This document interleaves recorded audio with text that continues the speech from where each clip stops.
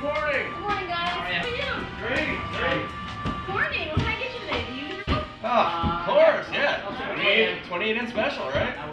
I even have a special on the pink today. Half price. Half price? Pink's not selling? Not really. Two pigs. Two pigs. That's Two it. pinks? Yep, All thank right. you. It's just going to be a great day to do some shooting, you know that? No doubt, man. I tell ya.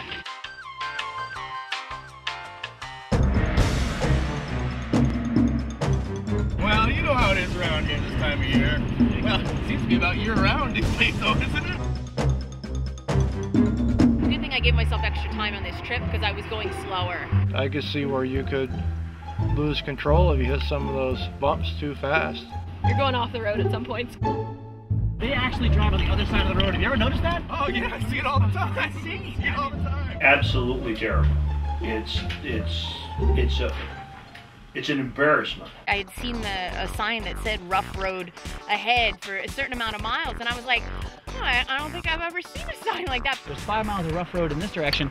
And then if we turn around, We got 8 miles of rough road. We got 8 miles. 5 miles there. This is gonna be rougher than the road patch before, because I was like, because I actually, like that, geez, can it get any rougher? I wonder how bad does a road have to get before the state puts up signs that actually talk about how bad the road is. This letter writing campaign that we did, they wrote back that only 1.5 miles of Route 28N meet the criteria for a major rehab project. I remember a major rebuilding in the ditches in 1958, and as far as I know, that's probably the last time that's had major work done to it. Based on the rating system, only 1.5 miles of Route 28N meet the criteria. Which 1.5 miles do you suppose it is? The governor has made this commitment to the Central Adirondacks, buying the 69,000 acres of the Essex Chain Lakes and the former Finch lands, and all of our communities are relying on that. You know, how's the road going to play into that, the success that we all want to see? When you consider the fact that the only way to access these newly acquired lands is on 28N from either the Newcomb side or from the Long Lake side, Right. I'm afraid that some visitors are going to come here. They may come and visit once, but will they return? There's other places to go, and if you got a choice, you're not going to bang your car all to pieces. So, you know, I'm hoping that the governor understands this, that this is a big deal for us. On the flip side, for economic development, you know, some of our local mechanics might want to start specializing in oil pan and shock and spring repair, and advertise that on each end of 28N.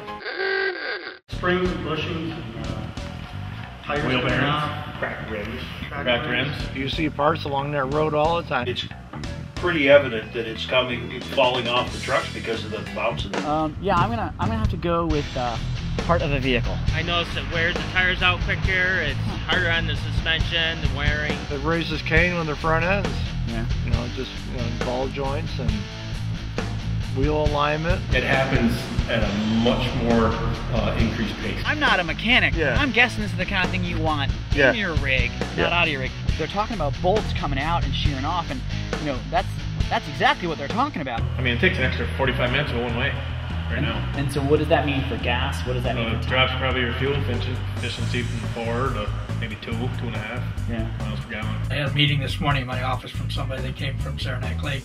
Yeah. And he's following a log truck at 3 miles an hour, because that's as fast as the darn thing could go over them bumps. The safe way to drive the road is literally to ignore the yellow line. You can't stand to be in the driving lane. It's a definite safety issue. I know there's a bicycle route now, a national bicycle route. More bicycles going through here. It's amazing to me. There's actually been a couple of bike accidents by the condition of the road.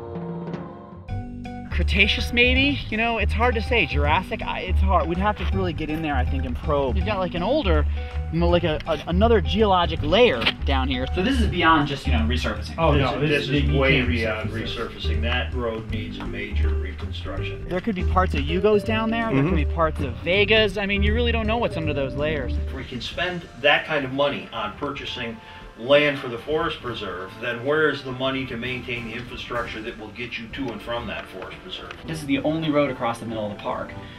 So if this road isn't in good shape or isn't maintained, it seems like you're literally putting people all around the periphery and not getting anybody into the middle. Yes, that's a fact. One of the conversations we had was, well, you don't have much traffic on that road, and one of the reasons we don't have much traffic is because the road's in terrible shape. Yeah, it's kind So of. it's kind of catch-22. The technical name for that, from North Creek all the way to Long Lake, is Marcy Roosevelt Highway. Two very famous names in New York history. I suspect that Governor Marcy and President Roosevelt would be not very happy to see their names associated with that trail that's coming from North Creek to Long Lake. It's about getting everyone to bring their efforts together. Is that an accurate assessment? It most definitely is, yeah. You've got DOT, DEC, Department of State, you've got everybody involved and recognizing that there's an issue here, and hopefully all working together will get it fixed. That sounds like a pretty powerful approach.